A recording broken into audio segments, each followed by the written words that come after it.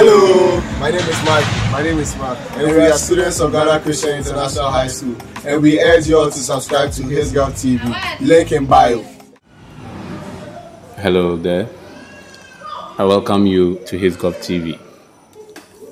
Today, I'm happy to announce to you that we are adding to our playlist a new subject, which is going to be CRS. And so my CRS students, together with history and government, you should all converge here. So we'll be also doing CRS lessons for students of Christian and religious studies. And so today is going to be our first lesson in CRS, Christian religious studies. Subscribe to our channel, share, and also recommend to your friends. Good. So today we are going to look at the creation story in the Old Testament, and specifically we will look at the priestly account of creation. Okay, and we are going to take our Bible reading from Genesis chapter 1 verse 32 and Genesis chapter 2 verse 1 to 3. I'm also sure that by now you should have your Bible by your side if you happen to be a CRS student, or even if you are not a CRS student who wants to know the Bible. I'm aware that by now you should have your Bible by your side. And we are not going to use any other Bible version except the RSV, the Revised Standard Version, and that is the Bible that we will be using for our classes, and because that is the recommended Bible by GES as well as WAEC. Good. So let's go in there and look at what we are supposed to be doing today. Now, our lesson objectives for today will be that by the end of this lesson, one, you should be able to state the two accounts of creation. Okay, so we have two accounts of creation in the Bible. Even though we are quite familiar with one, we are not familiar with the other. And so we have two creation stories in the Bible. And today, by the end of our discussion, you should be able to state these two accounts. Again, we should be able to state the order of creation according to the first creation account in the Bible. So we should be able to state the order of creation as recorded in the first account. So let's continue. Now, creation, what do you understand by the term creation?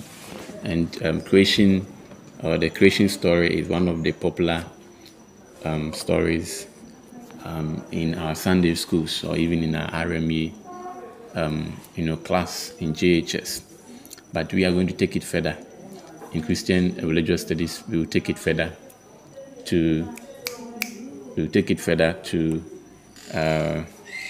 we'll learn further, we'll learn deeper about creation. So what do you understand by the term creation? If I asked you your definition of creation, how would you define creation?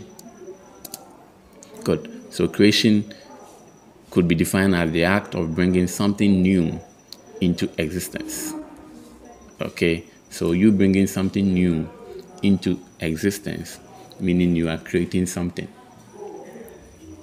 And so anything new that you bring into existence, which was not already there, could be considered as creation or creating something. Okay.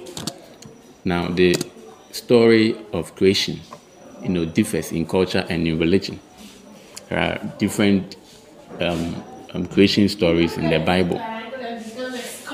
Okay, there are different creation stories in different cultures and also in different religions. Every religion has a sort of creation story about how God created the earth. In our culture, in our traditional setup, also has it. And all these stories tries to explain why, certain things are the way they are. For instance, why God is so far away from man. You can recall that there was a story that they said an old woman used to pound fufu, and the tip of his pistol was always choking or hitting God, and so God moved up and up and up in the skies. All these stories are stories which are trying to explain certain things to us, why things are the way they are.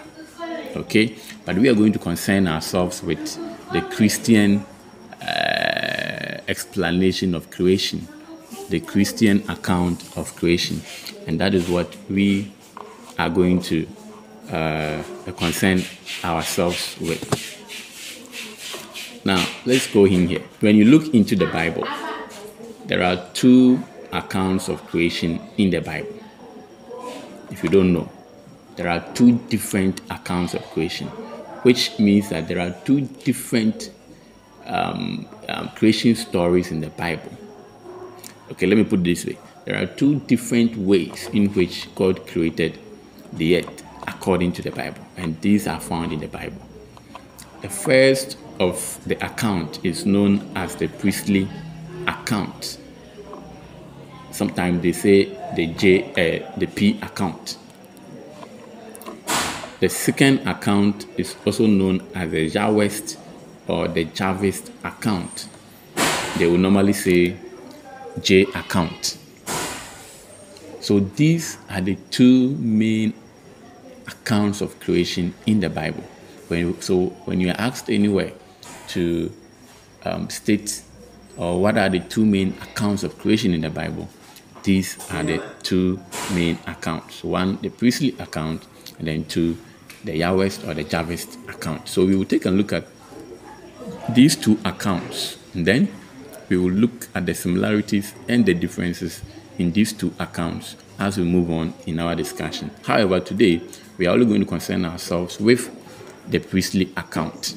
Okay, then in our next lesson we will look at the Javist account, and then subsequently we may look at the differences between these two accounts. Okay, so let's try and look at the background to these accounts.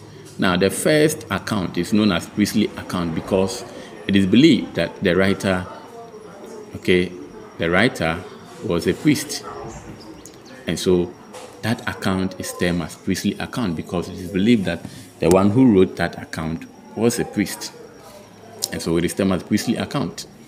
Now, the J account or the Javist account, on the other hand, is believed to have been written before the division of the kingdom of Israel, which happened around 960 BC. So before the kingdom of Israel was divided into both the northern and then the southern kingdom, that is Israel and Judah, this account was written before that incident occurred.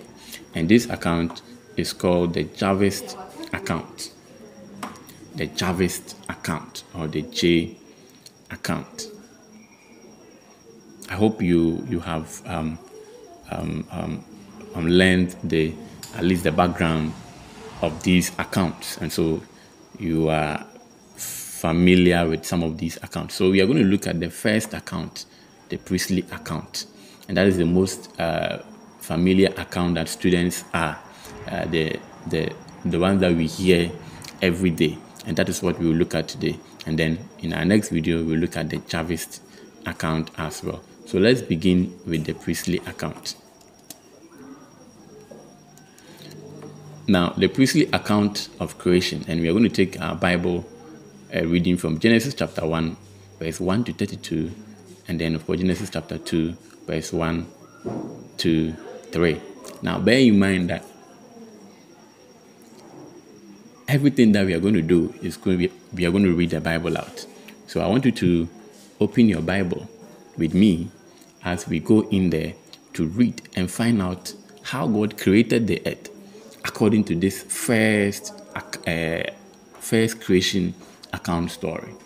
So this can also be termed as first creation account, That's the priestly account. And then the Javist or the Yahwist become the second creation story. So if you don't see a priestly account and you happen to see a first creation story, it is referring to the same priestly account. If you don't see a Javist or a Yahwist account and you see a second account of creation, we are referring to the Javist or the Yahwist account. So let's go into the Bible and look at the various accounts. But before that, let's have this. Now, according to the priestly account, God created the world in 6 days, and he rested on the 7th day. That is according to the first creation story. That is the priestly account written by a priest. God created the world in 6 days and rested on the 7th day. Now, in the beginning, he created both the heaven and the earth. Now, the question is, what was the nature of the earth, or what was the nature of the earth or of the world before God created these things? So let's go into the Bible. So let me show you my Bible. Open your Bible also with me as we all read together. Good. So let's begin. So this is the verse. It says, in the beginning, God created heaven and the earth. We have said that already. Now, the question was, how was the nature of the earth? And the earth was without form and void, and darkness was upon the face of the deep, and the Spirit of God was moving over the face of the waters. So the earth here was without form. When we say that something was without form, it means it has no shape, no nothing. It is without form. Void. Void means nothing is there. There was virtually nothing on the earth. And what was on the earth was only darkness. It was on the face of the earth. And it says the Spirit of God was then moving over the faces of the waters as at that time. And God said, let there be light. And there was what? Light. And God saw that the light was good. Then God separated the light from the darkness. God called the light day, and the darkness he called night. And there were evening, and there was morning. This is what happened on the first day. So you see, because nothing was on the earth, because the earth was without form and void, and it was only darkness, God could not create anything without first creating, creating light. Without light, there was nothing that God could create. And so it was in the right direction that God created light first, before any other things. Because if there is darkness, without light, you can't do anything. That is why God will create light first. And so he created the light first, then he separated the light from the darkness, because darkness was also important in his creation. So he separated the light from the darkness, then he called the light day, then he called the darkness night. And there was evening and there was night. So this was what God created on the first day, according to the priestly account, or the first account. Let's look at the next one. And God said, let there be a firmament in the midst of the waters. Let it separate the waters from the waters. And God made the firmament and separated the waters which were under the firmament from the waters which were above the firmament. And it was so. And God called the firmament heaven. And there was evening, and there was morning, a second day. So on the second day, after creating light, there was nothing on the earth again, only water. Don't forget, in the verse 1, we established that it was only water. So after he created light and he saw that there was only water on the earth, he then decided to create a firmament. What do you understand by firmament? Check in the dictionary. For firmament means sky. So he then decided to create a sky to separate the two waters above and waters below. So that is waters in the skies and waters on the earth. And so he created the sky to divide these two waters. Then he called the firmament, so the sky, he called it heaven. And then there was evening and there was what? And there was morning. So on the second day, we are saying that God created the firmament on the second day, according to the creation story. According to the priestly account. Okay? Now, and God said, let the waters under the heavens be gathered together into one place, and let the dry land appear. And it was so. So you see, after creating the sky to separate the waters above and below, he realized that the waters had covered the whole land. And so what he then decided to do was that he said that let the waters under the heavens be gathered into one place. So the sea under the heaven be gathered into one place, and let the dry land appear. And it was what? So he then decided to create what? The dry land.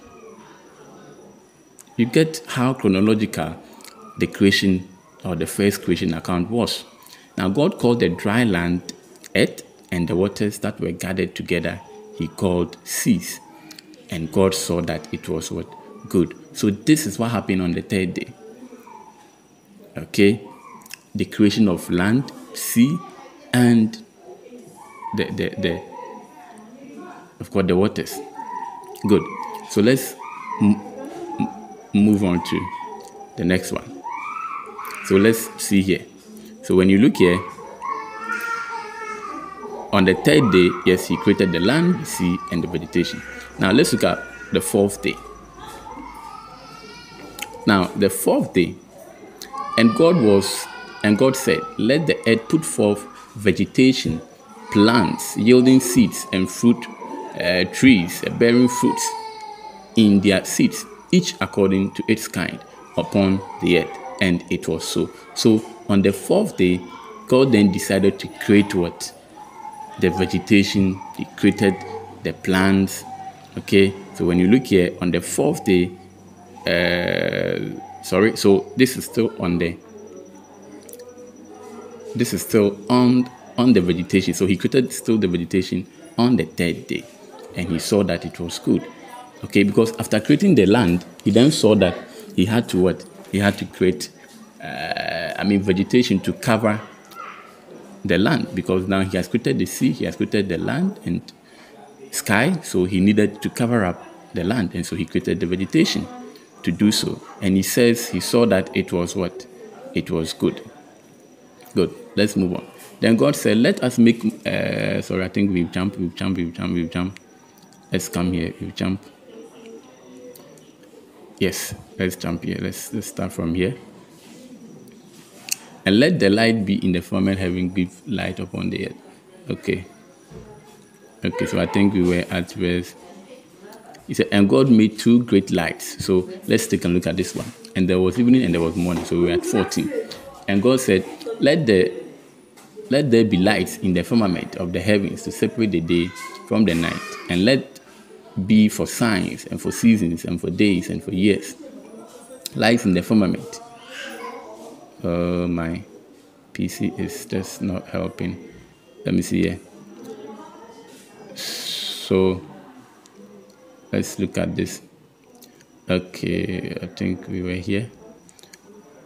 Okay, so he then decided to create. God then set them in the firmament of the heavens to give light upon the earth, to rule over day and over night, to separate the light from darkness.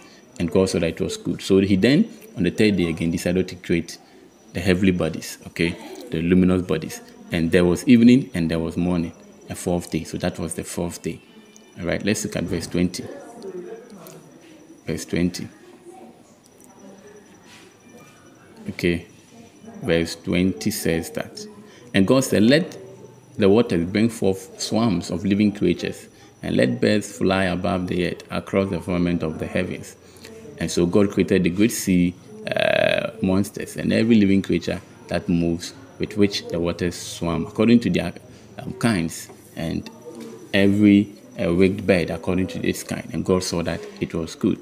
And God blessed them, saying, be fruitful and multiply, fill the waters in the sea, and let the birds fly on the earth. So, and this was evening and there was morning, the fifth day. So on the fifth day, he created all kinds of animals that were in the sea, okay, all living creatures, birds and animals that will fly, birds under the sea, creatures under the sea, he created on the fifth day. Now let's take a look at the next one. And God said, let the earth bring forth living creatures according to its kind, cattle, every creeping animal, beast of the earth according to its kind. And it was so. And God made the beast of the earth according to their kind, and cattle according to their kind, and everything that creeps upon the ground according to its kind. And God saw that it was good. So the birds and anything, the birds, the creeping animals, and all of that were all created on the 5th day. Okay, according to the first creation account. Then let's look at the verse 26. And God said, let us make man in our image, our likeness, and let them have dominion over the fishes of the sea, and over the birds of the air, and over the cattle, and over the earth, and over every creeping thing that creeps upon the face of the earth. So God created man in his own image. In the image of God, he created him. Male and female, he created them. So on the 6th day, God then decided to create man. Now, the term man here referred to both female and male as well. So the man here is not referring to only male, okay? It referred to both female and male. That is why I say man. Now, take notice that God created man in his own likeness and his own image, which then means that man was different from the other creations that God had created, the animals and co. If we are in the image and likeness of God, which then means that morally we should be responsible.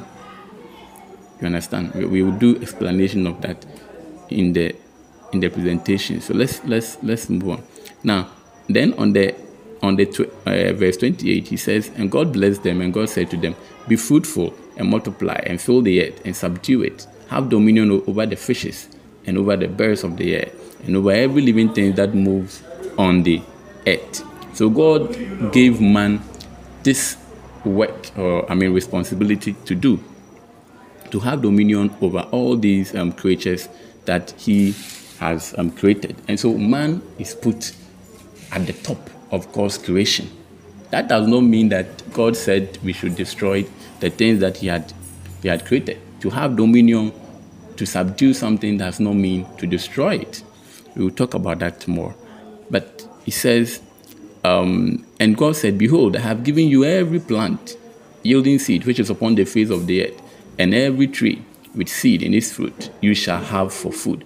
Look here. This is the part that I love most. I have given you every plant yielding seed which is upon the face of the earth, and every tree with seed in its fruit you shall have them for food. So what is man supposed to eat according to God's intention? I think per this, God intended man to be what? Vegetarian. Eat only fruit. So you don't kill animal. I don't think that God gave any instruction to man over here to kill animals. No, I don't think so. Okay? Now, to every beast of the earth, to every bird of the air, to everything that creeps on the earth, everything that has breath of life, I have given every green plant for food. And it was what? So even the birds and co, every plant, everything that moves on the earth, God says he had given them green plant for food, which then intend that God, in his intention originally, wanted man to only depend on vegetation. And that explains why some of the Rastafarians have somehow, they don't want to take meat. Some of these instructions, because some of these instructions, even though if you read further, you realize that God, removed some of these limitations. However, we can't take away the fact that if you look at this instruction given to God, to man, God intended man to be vegetarian. Now, and God saw everything that he had made, and behold, it was very good. And there was evening and there was morning on the 6th day. So that is up to the 6th day. So on the 6th day, God created man and woman. And this was the command that he gave to man. Now, let's take a look at this. That's the heavens and the earth were finished, and all the host of them. So in 6 days, the heavens and the earth and everything that was in the earth was finished by God. So on the 7th day, God finished his work, which he had done, and he rested on the 7th day from all his work which he had done. So he rested on the 7th day. And this is why some people think that Sabbath, God resting on the 7th day, has two meanings to it, both spiritual and physical. Good. Now that we are finished with our Bible reading, let's go back to our slides and look at some of the summaries of what we just read. Okay, so that we will have something to do. So we have already indicated that on the first day, God created light because there was nothing, there was darkness. The second day, he created the sky to separate the waters above and below because there was only water on the land. Then on the third day, he created the land, the sea, and the vegetation. So he then put the sea, he gathered them at one place, then he gathered the land also at one place. Then after gathering the sea, then the land appeared, right? So he decides to create a vegetation on top of the land. Then on the fourth day, he created the heavenly bodies. That's the two big lights, the sun and the moon and the stars. And this is to give, to show us day and night. Then on the fifth day, he created birds and all kinds of sea creatures under the sea monsters and everything. And then on the sixth day, God created all kinds of animals, creeping things, and as well as man. So man was also created on the sixth day in the likeness and image of God. Then on the seventh day, God rested and blessed the day. And that day is what we call a Sabbath day. All right? Good. Now let's take a look at some of the explanations in there. Now God says, let there be light. So the phrase, you see, God in his creation constantly use the phrase, let there be light. God in his creation was constantly using the phrase, let there be light. And what does this tell you? It tells you God's sovereignty. It shows God's sovereignty. It shows the power that God has over everything. So let there be. Imagine you had that power, that sovereignty to say that let there be anything that you want. You are able to command things to happen. It means that you have power. You are sovereign over that thing. So you can imagine yourself, all the things that you need in life that you've asked mommy and daddy and they are not giving. Imagine you had that power like God to command those things to come in. What would you command? Think about that, okay? Now, again, he also says, let there be light. Teaches God's, of course, sovereign over time. So don't forget that let there be means that God is sovereign over everything. Then he says, let there be light, which means he was sovereign over time. Okay? Again, he says that let there be the firmament, which means that God was also sovereign over space. So anything God was sovereign over. Now, God rested on the seventh day. That's the Sabbath. And so, you see, God working from first day to the sixth day saw that after the work, he needed to rest. And therefore, he took a break on the seventh day. So what this teaches us is that as humans, we shouldn't overwork. When we work, we should rest during the weekends on the Sabbath. And this Sabbath, some people have it in different ways. Some says it's on Saturday. Others also say it's on Sunday. I don't know which is which. But again, the Sabbath again connotes a day that humans are supposed to remember or remind ourselves. So the seventh day is supposed to remind us as humans our relationship with God. Okay? To remind us about what God had done for us. And so during the Sabbath, people also go to churches to go and pray. And that is what I was saying, that this Sabbath, people are now, various religious denominations are having different day for the Sabbath. Some say it's on Saturday, others say it's on Sunday. However, that is not, I don't think that is so important. What is important is that you would have that one Sabbath day in order for you to rest and also acknowledge your Maker, because the Bible did not state that God created the world. The first day was Monday, the second day was Tuesday, or blah, blah, blah. But the most important thing is that when you work 6 times a day, seventh day, you should be able to rest and acknowledge your Maker. Right? And again, human beings are to subdue and have dominion over the created things. And that is also very important. As I was saying earlier, subdue does not mean destroy. And so today we see that yes, God has given us gold in our lands, but what are we doing to that gold? Are we subduing? We are just destroying. We are mining the gold, yes, and then we are destroying other creatures that God has created for man, which is not the right way to go. God did not say that we should destroy them. Okay, have dominion over all the created things. That does not mean that we should chase them and kill them to the extent that they become extinct. We can't find them. We can't find, their species anymore, all because we have killed all of them. No. Dominion means you protect these animals, and this is why I always say that when you go to the Western countries, animals even have their right, but in Africa, I don't think animals have right. I saw a video of a ducks crossing a road in the Western world, and the cars have stopped from both ends, and the ducks are crossing the road. I don't know if that can happen here in Ghana or in Africa. You understand? So we should protect all these animals. We shouldn't kill them.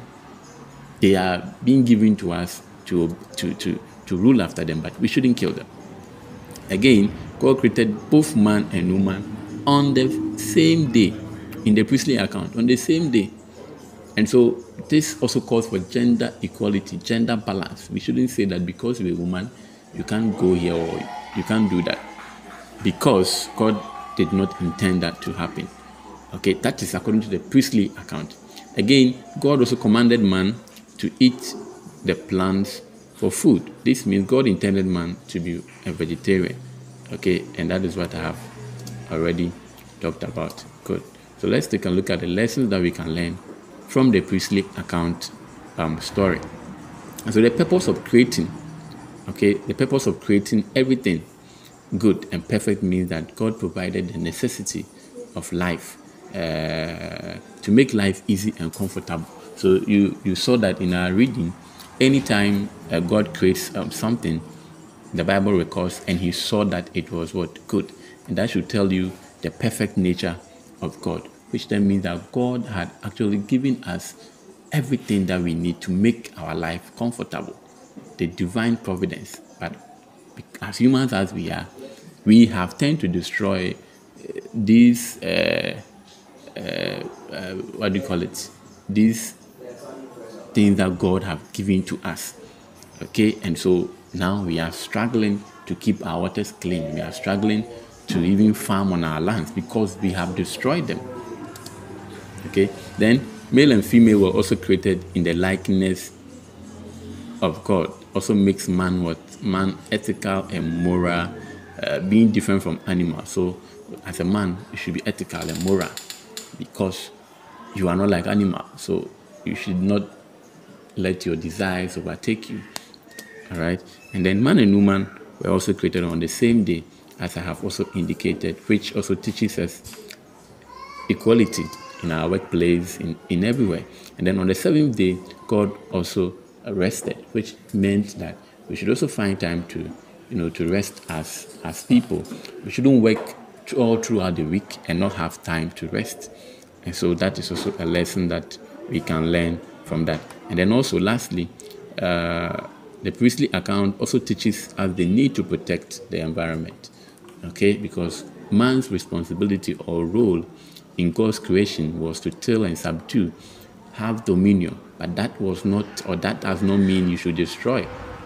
Today, Galamsey has destroyed so many farmlands, lands which we are to subdue and till and give us food or plant to grow. We are destroying them just because of one thing. And so basically, this is all that the priestly account on creation is about. Before we go, let's take a look at the dry work over here.